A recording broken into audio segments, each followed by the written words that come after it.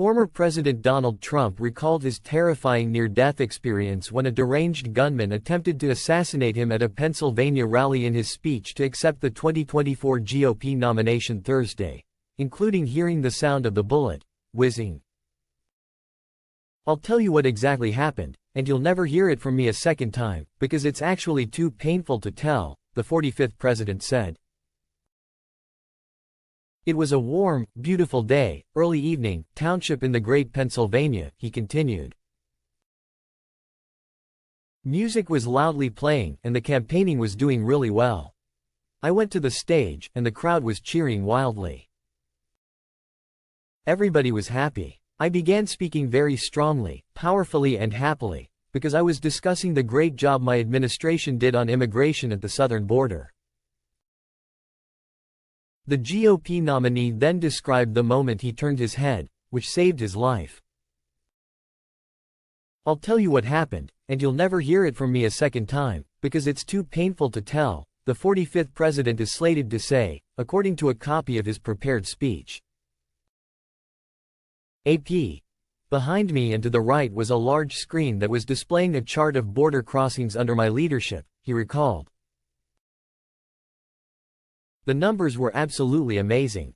In order to see the chart, I started to turn to my right and was ready to begin to turn a little bit further, which I'm very lucky I didn't do, when I heard a loud whizzing sound and felt something hit me really, really hard on my right ear.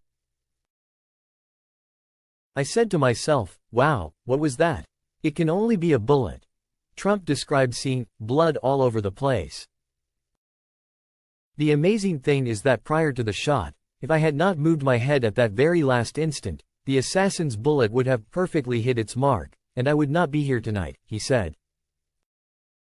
Thomas Matthew Crooks, 20, nearly assassinated the 78-year-old president at a campaign rally in Pennsylvania on July 13, firing 8 shots down onto the Butler Farm Show grounds that killed 1 and wounded 2 others. The former president said many in the crowd thought he was dead, which prompted him to stand up and pump his fist in the air. "The crowd was confused, because they thought I was dead, and there was great, great sorrow. I could see that on their faces as I looked at they didn't know I was looking out. They thought it was over, but I could see it. I wanted to do something to let them know I was okay," he said. "Once my clenched fist went up, and it was high into the air. You've all seen that the crowd realized I was okay, and they roared with pride for our country like no crowd I have ever heard before." Trump also paid tribute to Corey Comparator, the supporter who was murdered Saturday.